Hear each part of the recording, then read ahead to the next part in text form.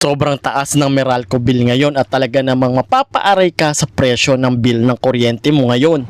Kaya naman marami na rin nagpaplano magpakabit ng solar. Kaya naman tara guys, punta tayo sa mayroon para mag-check tayo kung saan kayo pwede magpagawa ng hybrid na solar or DIY. Pag sinabi kasi nating hybrid, pwede mo na mapagana yung ilaw, electric fan, aircon, pati yung refrigerator ninyo. Marami rin namang gumagamit ng portable power station katulad ng mga power station na ganito na mayroong 1,000 watts. Pero ano nga ba, mas maganda yung power station ba or yung DIY solar panel na ikakabit nyo sa bahay ninyo? Alamin na rin natin yung presyo ng mga speaker dito sa mayroon kasi makakabili rin kayo ng mga speaker dito. Kaya naman guys, pagkatapos yung magsimba dito sa may simbahan ng Quiapo, dumiretso kayo ng roon para makapag window shopping or ma-check nyo kung magkano na nga ba yung mga presyo ng solar at saka DIY at power station dito. So ano, tara!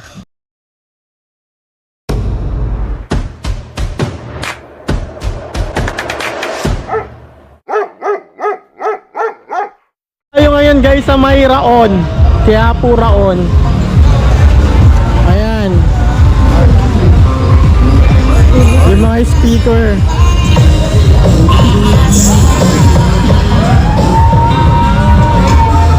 Meron na rito naka-set up.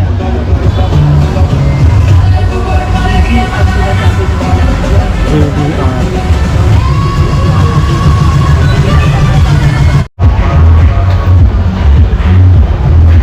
$85K.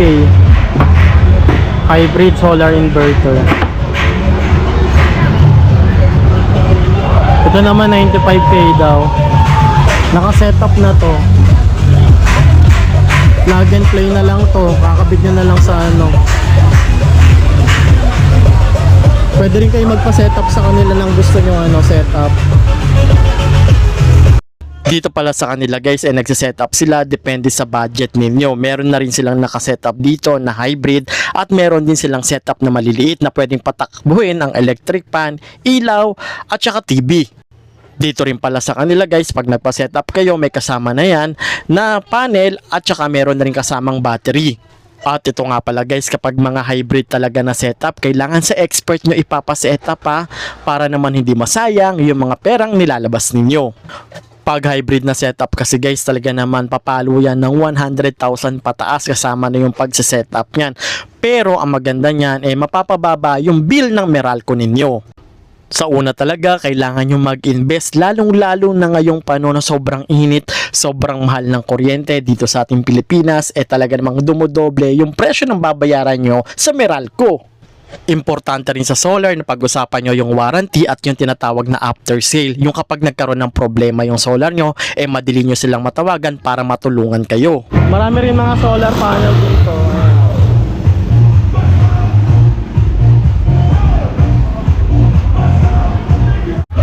3.5, 240 watts. Magkano itong ganda mo, Tay? 5,000. 5,000. Ilang watts na to, kuya? 1,000 po nakalagay. Ano po? 1,000 o ano na. Ito na pala yung specs niya. Ayan. 5,000 no? May kasama na tong panel. Ito yung kasama niyang panel. Dito lang to kay tatay sa Raon. Thank you, Tay. Marami siya rito solar tsaka panel tsaka power station. Kuya, ano address nitong nyo, store nyo? Doon sa Puyat lang po. Doon sa Puyat. Pero wait. Sa Roon lang to guys. So kunin natin yung mga presyo ng speaker nila. Mamaya punta tayo sa mga solar. Yung mga ganito mong speaker, kuya, magkano to? Yan. 7,000. 7,000 to. May kasama na tong mic. Meron po. Meron na. And then itong may trolley. Same lang po siya. Same lang sila. Itong mga ganito mong speaker. Ito, 6,500. Party na siya. Maganda na yung power nito. 1,800 na to, watch speaker. Matagal na ito malobat yung mga ganito. medyo naman po. Depende po sa paggamit. Yung mga ganito mo, kuya, na pangmalakasan. Ano yung pinaka pangmalakasan nyo rito? Pangmalakasan ng speaker? Oo, pero pang video okay lang din. Yung dalawa. Magkano yan? Mas Ha? pangmalakasan na rin. Itong mga to. Magkano to ulit to? 6.5. 16.5 to guys. Marami sila rito.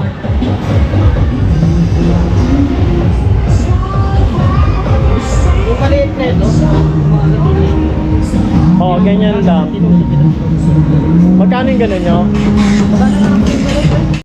At kung ang hanap nyo naman ay speaker na pang malakasan, mga latest, dito guys, kontakin nyo na lang ang kanilang Facebook page na Equity Consumers Good Trading. Dito lang din to sa Roon Quiapo para makita ninyo yung mga latest nila at saka yung mga prices nila.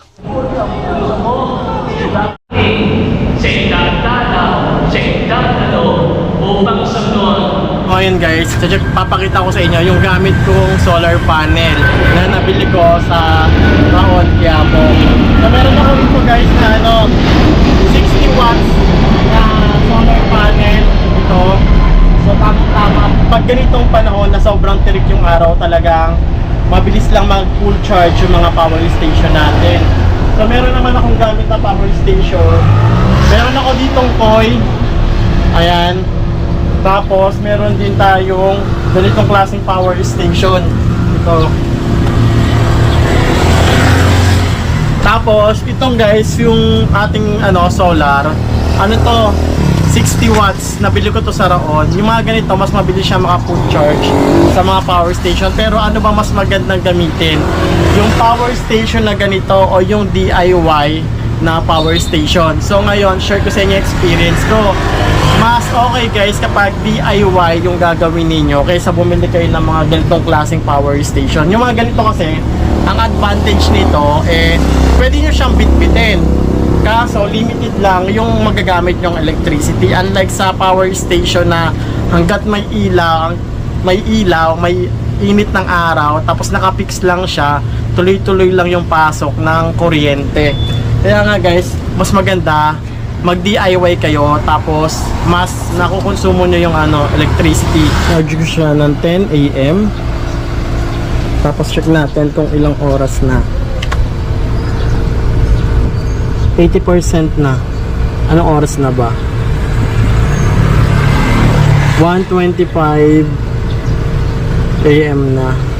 Nasa 80% na. Pag bibili kayo guys ng power station, ano ba mas maganda rito? Ito kasi guys, ang difference niya, pag nag-charge to, hindi mo nakikita kung nag-charge siya.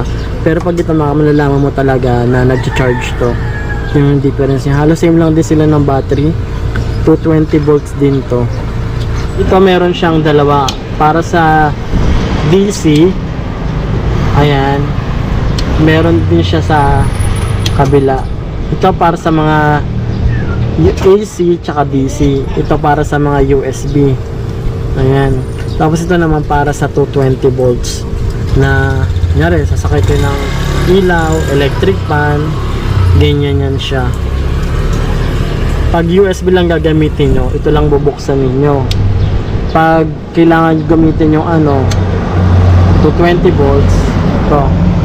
Ayan yung difference ng dalawa. Same lang din dito. Dito kasi isang on-off lang pero may rin siya. Ito, off-on.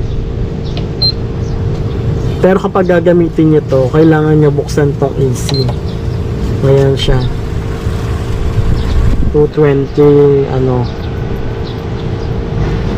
battery 11.6. Tapos sa AC niya, 220, 350. Meron din siya ilaw. LED light. So, taro kami. Try natin to i-charge. Yung charging port niya nandito sa dulo. At parang baliko na to.